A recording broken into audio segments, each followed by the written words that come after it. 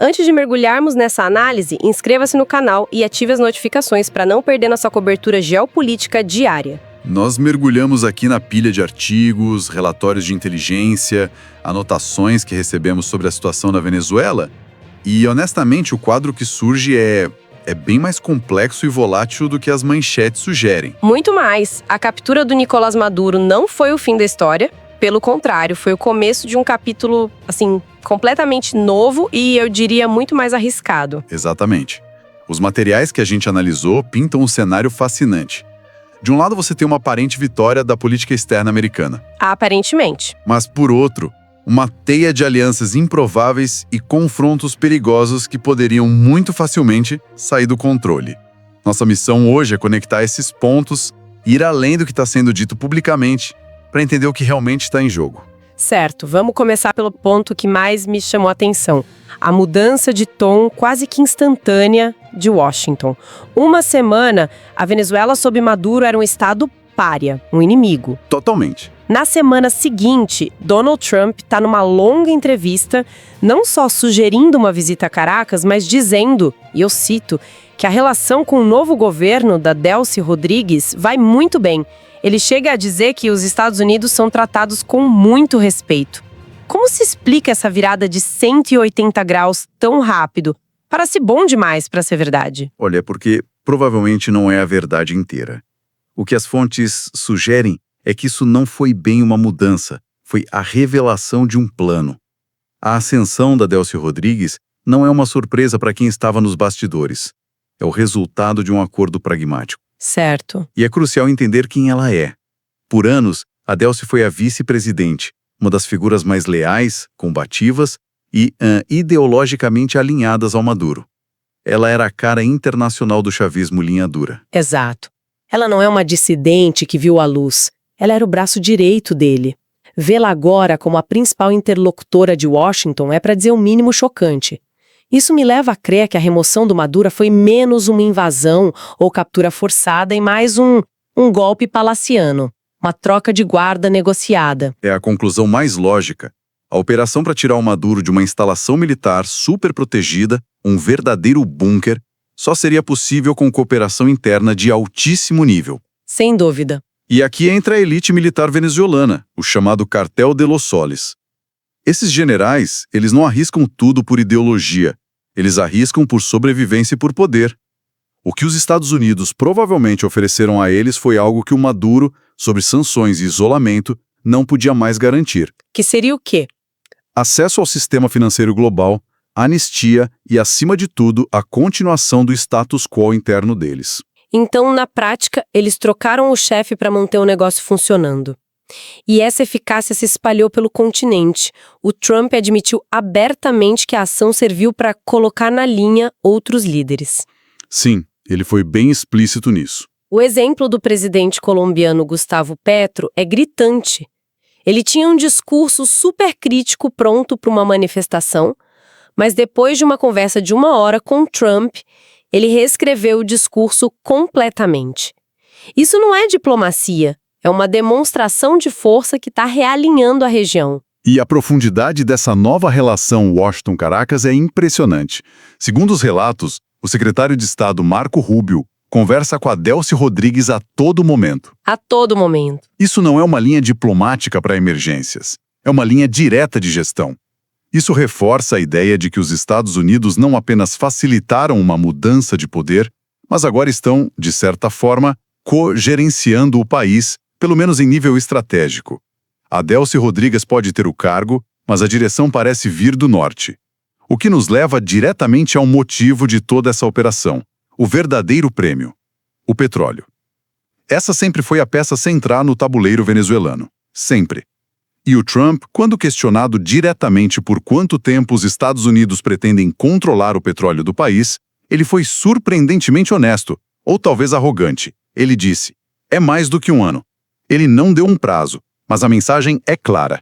As maiores reservas de petróleo do mundo agora estão sob a administração americana por um futuro previsível.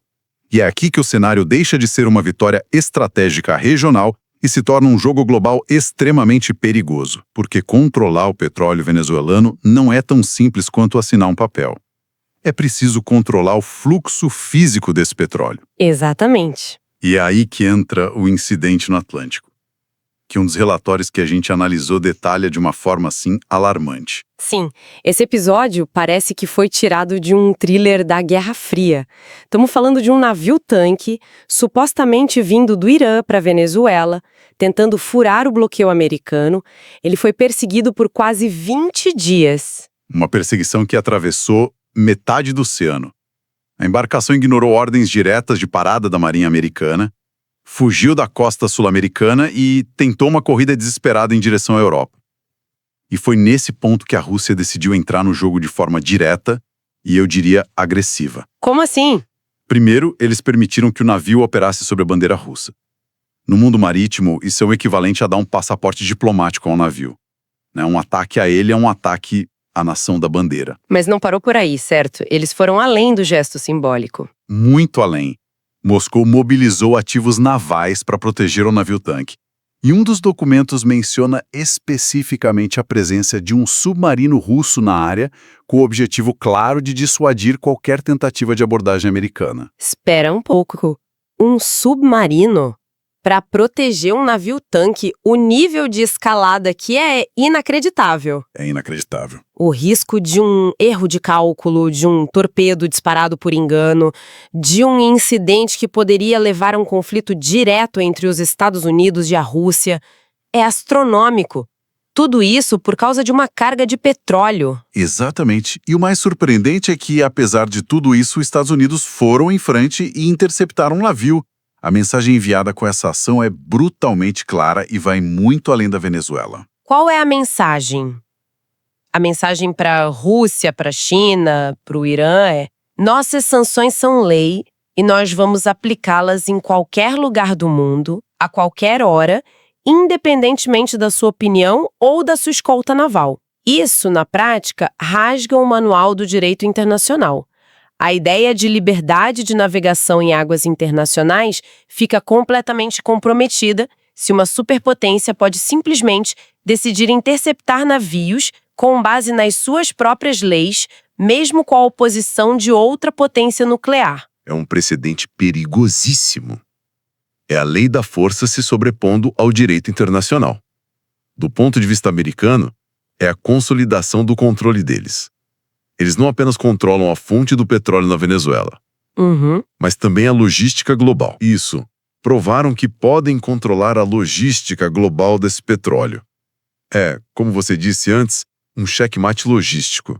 Mas é um checkmate que deixa o tabuleiro global incrivelmente instável. Cada navio-tanque que sair da Venezuela agora será um potencial ponto de ignição. É uma aposta de altíssimo risco. A estabilidade desse controle americano depende da suposição de que seus adversários vão recuar sempre. E a história nos mostra que isso nem sempre acontece. E enquanto esse jogo de poder de bilhões de dólares acontece nos oceanos, tem uma tragédia humana em terra firme que, paradoxalmente, é usada como justificativa para tudo isso. Sim, e é fundamental não perder de vista essa dimensão. A crise humanitária na Venezuela é o pano de fundo de toda essa geopolítica. Os números que os seus materiais nos mostram são devastadores. Vamos pegar o caso do Brasil, que nem é o principal destino dos refugiados. Certo. Família. Em setembro de 2025, esse número saltou para 205 mil. 205 mil? É um aumento de mais de 200 vezes. É um número que, por si só, já é chocante. Mas fica ainda mais chocante quando a gente coloca em contexto. Hoje, os venezuelanos representam 61% de todos os estrangeiros que recebem um Bolsa Família no Brasil. O segundo grupo, os bolivianos, são apenas 25 mil. Nossa! Há quase 10 vezes mais venezuelanos dependendo de ajuda social no Brasil do que a segunda nacionalidade. Isso não é uma crise migratória, é um colapso civilizacional que transbordou as fronteiras. E isso explica muita coisa. Explica a pressão sobre o governo colombiano, que recebeu um fluxo ainda maior, e talvez explique a mudança de postura de líderes como Gustavo Petro. A crise virou um problema de segurança nacional para os vizinhos. A esperança, a narrativa oficial é que, com a nova gestão e o petróleo fluindo, a economia se estabilize e esse êxodo se reverta. É uma esperança compreensível, mas talvez ingênua. E aqui está o pulo do gato da situação.